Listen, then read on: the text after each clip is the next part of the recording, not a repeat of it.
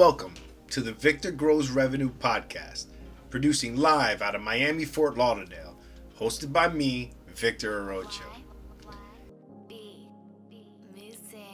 For free sales videos, follow me at vimeo.com/VictorTV.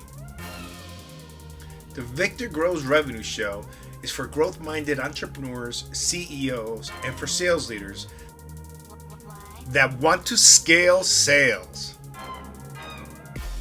We discuss and interview guests on sales best practices, technologies, sales processes, and our trials, errors, and failures. In today's podcast, we'll discuss content marketing.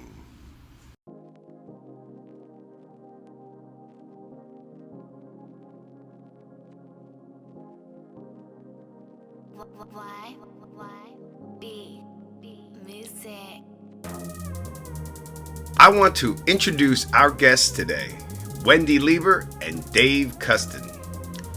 They own Content Bacon. Content Bacon is the brainchild of both Wendy Lieber and Dave Custon, two marketing and branding veterans who saw an opportunity to help businesses walk an easier path in slaying the dragon known as content marketing. Both having built and run two successful marketing agencies, the duo saw firsthand how business after business struggled to keep up with creating fresh, relevant content as a means to connect with customers and prospects. Well, welcome. We have the founders. We got Wendy and Dave. Can one of you, Wendy or Dave, please, introduce your company a little bit, tell us how you solve problems, and we go from there. Yeah, absolutely. So first of all, thank you for having us on your podcast, Victor. We're thrilled to be here. So Dave and I both have agency backgrounds. I had a strategic marketing agency. Dave had a branding agency. We are truly a content marketing company that helps small to medium-sized businesses, like you mentioned. Our sweet spot is that $2 to $20 million mark, but we help companies tell their story through digital content. And we determined, what lanes we want to operate in, and our team is made up of storytellers. So we have writing and editing ninjas, we like to call them, who work with companies to help make sure what is being put out there in all of these digital mediums is compelling, is educational, is entertaining, inspirational, so that they can attract a target audience that wants to do business with them, that they are using content to develop trust and subject matter expertise. And so we started this company because with websites needing to stay up to date, not having a website that's kind of like an online brochure, which, used to be okay, back in the day, doesn't work anymore. Social media has to stay up to date. Email communication, texting, there's so many great ways for companies to compete against the big guys and win, but it takes really great content. And so we saw that as a huge problem that really every company was facing, and we wanted to build a company that focused just on that. So we're a subscription-based service, but we have different products, different offerings that companies can sign up for to fit their needs. And then we just go to work and we make it easy to work with us and deliver content on a consistent basis. As I continue learning, it's two things that stood out to me that I've learned: that it's about storytelling and it's about entertainment storytelling. People want to be entertained. So I think that's very key about the ability to provide content in stories and in an entertainment fashion. Right. So my question to you is, so you work with clients to be able to develop blog, and you get their information and so forth. So what are you finding the key things that a client should be prepared or should prepare to be able to do content? It's a good question. I think maybe to dovetail into what you said in the opening about sales and marketing working together, I think customers should be prepared to sort of buy into that, that fact. We like to think of what we do and what we provide as sales lubrication. I think customers should be prepared to leverage their story as a means to support the sales process. Yeah, just to jump in, I think a great place for every company to start is to find out from their sales team, what are the frequently asked questions you get when you're going through the sales process? Or what do you wish they would ask you? And that can serve as the best starting content to just, again, start to get that story out there, start to get that differentiation out there. Because I'm sure, as you know, you probably make your best connections when you aren't selling, but when you're adding value and you're educating, kind of going back to that entertaining, entertaining can take different forms. It could just be like you're really helping solve a compelling problem through awesome educational content, whether that content starts as a talk that's recorded and then gets repurposed into a blog or some type of slideshow. That's such a great place for companies to start, and that's really where sales and marketing can become aligned, because there's a statistic, and I always screw it up, but it's like 78% of the buying decision is done before a prospect even talks to you. And what that means is it's done because they've done that research. They've gone to your website, your social media, they've scoped you out. And by the time they've called you, the sale is almost done, because whatever you've put out there has created them calling you. The scary part is all the people that never call you because they do that research on you and you don't show up. You don't look like you have a heartbeat. You don't look alive. You don't look trustworthy. Got it. A couple things that you said was very interesting. So you got two types of clients. You got a client that prior to, they have an interest in purchasing or interest in investing in your product or service, and they are already educated 60 something to 78%. Okay. But then you have the client or the prospective client of which now you're outbound, you're going after a sales organization.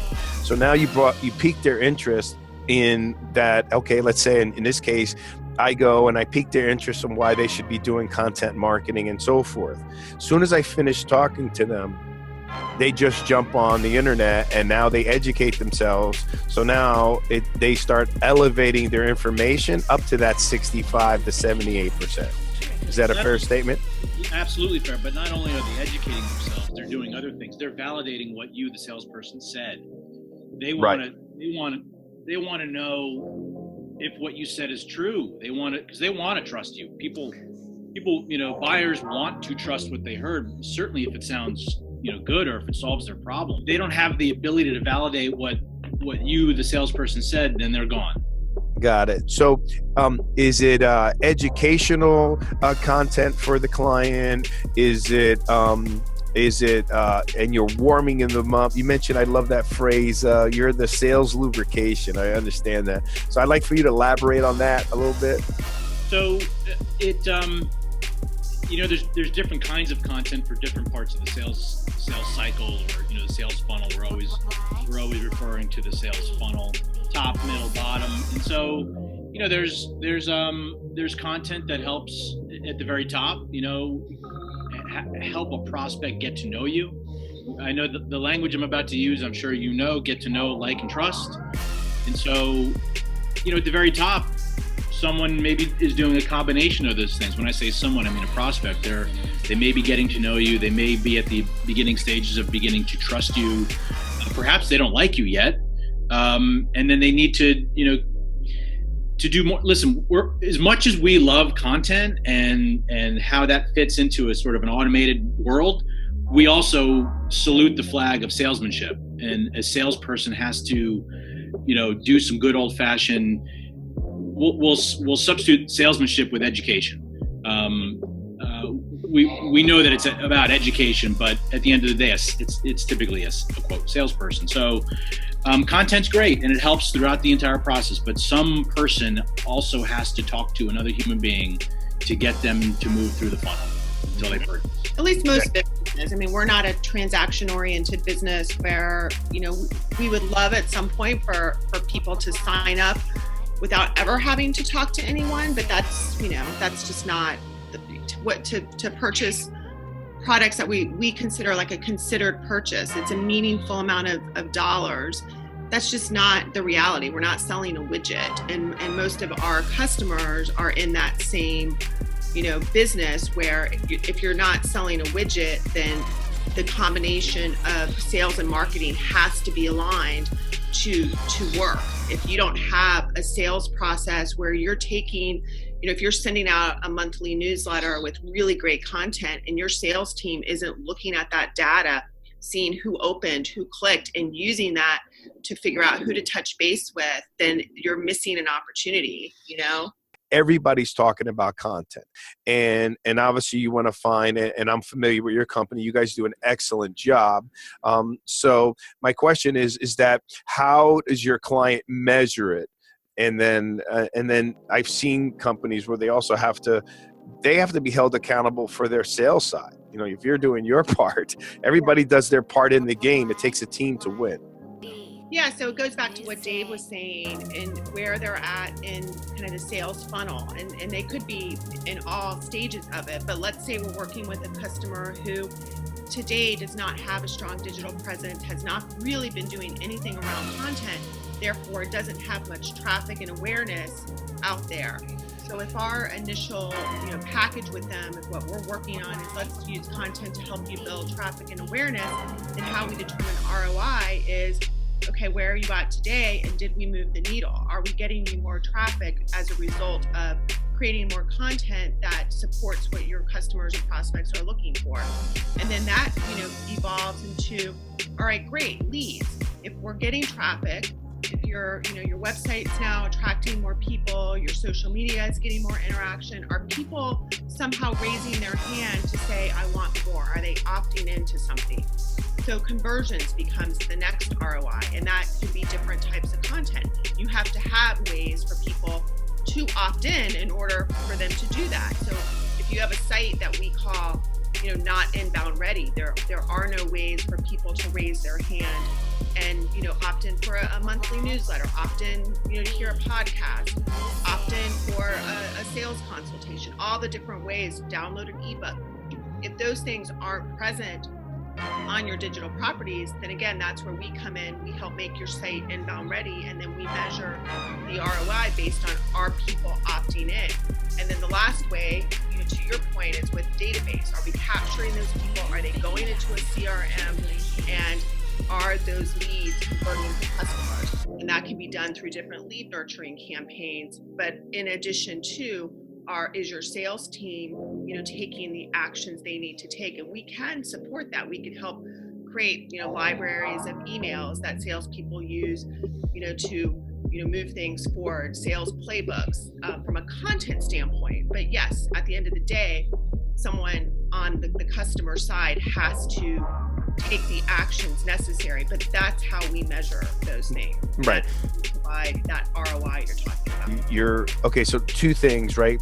Content marketing, right? Is it content marketing, right? It would be more, or is digital content?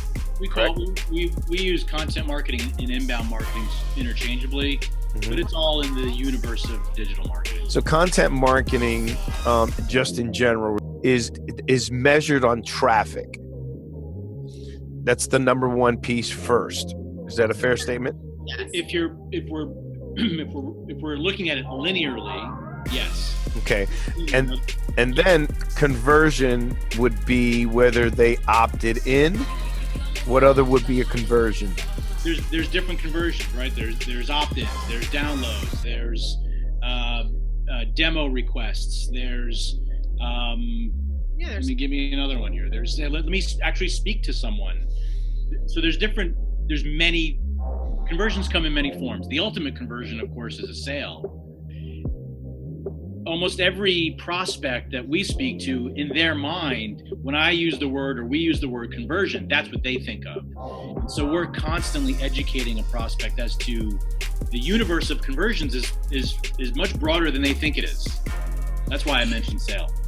Right. So in other words, the word conversion means different things right, along the process of sales. Correct. Okay, right. So really, that's what it is, and I think that's important. So the this would be a good blog, right? Well, So an example of how this works. Like we send out, we practice what we preach. We take our own medicine, and so we blog consistently.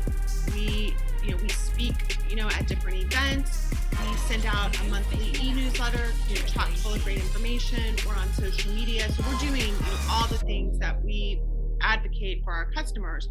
And so someone who's been on our newsletter distribution for a while, just happened this past Tuesday when we sent out our newsletter, just time of need was, the stars were aligned. She filled out an information request. That's a conversion. That's an opt-in. And Dave, then as our salesperson, called her or communicated with her, ended up having a phone conversation, ended up having an actual meeting. And, fast forward, she signed up to be a customer of ours. But how long she was on that newsletter and has kind of been following us, it's been years, probably. Yeah, years. But just that day, all the stars align. And that happens all the time with us where, we just don't know when that time is going to be correct. okay, so help me out with that, because this is going to be key for our listeners, right? So you sent out a newsletter. What did she do? What was the action she did?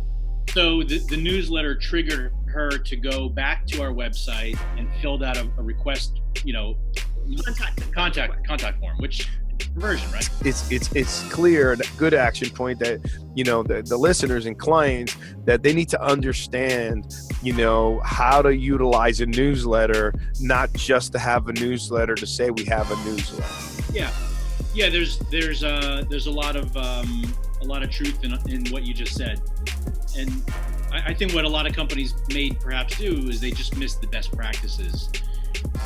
That also being said, there's a lot of companies that are doing none of that. So in some ways, I'd rather you do it poorly than not at all.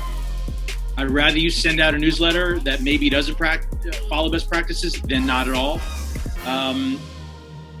But that's, all of that is happening. And I agree with you 1,000%, right?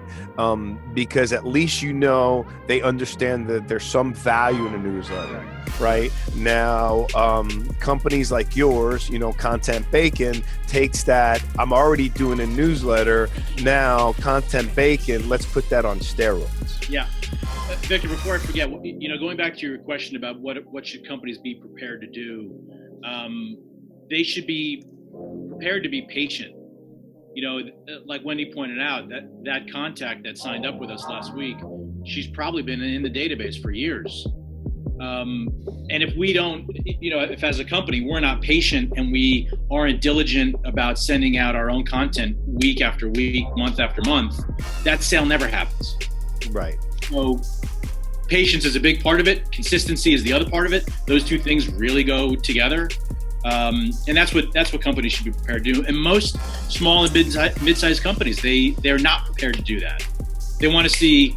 That's why I go back to the conversion answer. They think the only conversion is a sale, and it's not. The final conversion doesn't occur unless the first conversion does. There's no doubt, having companies like yours on this podcast, you need a multi-channel strategy plan, right? And the bigger the deal, the more patience you need. But it takes 9 to 15 attempts to be able to get a client. So if they 90% of salespeople fall off after 2 calls.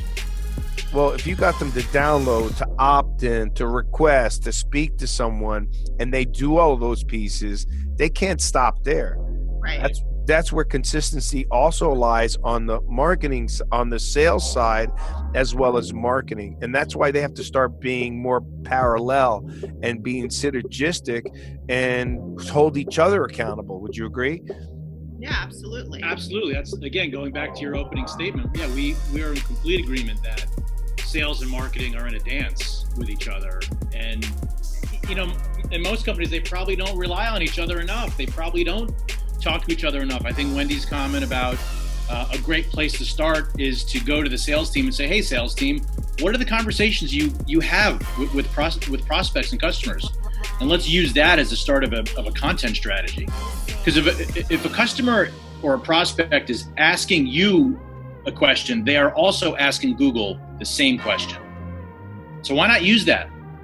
So we're in agreement on that. And I think one other thing to add where sales and marketing are in a dance is with sales, if you're relying on a human being to remember, when to follow up, yes, that can all be done, but marketing can also support that. And you can, after a certain cadence has been done, and maybe you're not getting the kind of response you want, you can put those, prospects on a drip campaign so that the salesperson now doesn't have to remember to send that email out every second week or, make that phone call, but they know that contact list is getting really valuable content from that company, that then the metrics can be reviewed and then determine maybe when that person, becomes warm or hot again, so that when a salesperson has a limited amount of time to follow up, that they're following up on those leads that,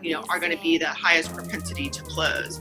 And I think there's so much great technology and automation there between CRMs and, content platforms where sales and marketing can just really explode and help move companies forward, because the days of the person having to write in their calendar, remember, yes, that can be done, but it's just harder and harder to keep up. And there's all these tools that make it so much better, with data that you can really become more effective.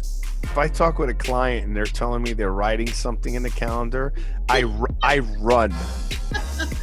Yeah. So for all my listeners out there, if you're one of them, hang up. Okay. I want you to know that this is the real deal.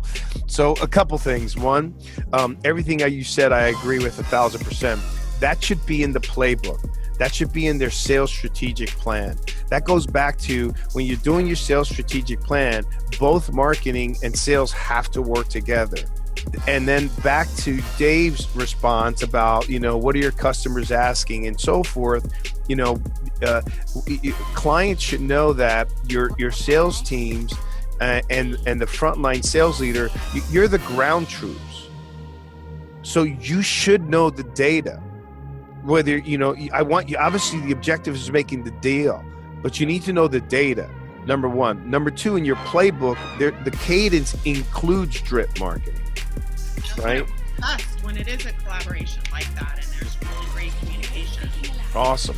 Okay, well, I think this was fantastic. I really appreciate your time for joining us. I just wanted, again, Content Bacon is as one of the top companies out there. I think it's a good company that they should be using. Is there anything that you want to leave to the people listening that they should do? And it's content, right? Just like Content Bacon, BACON.com, and check out their website.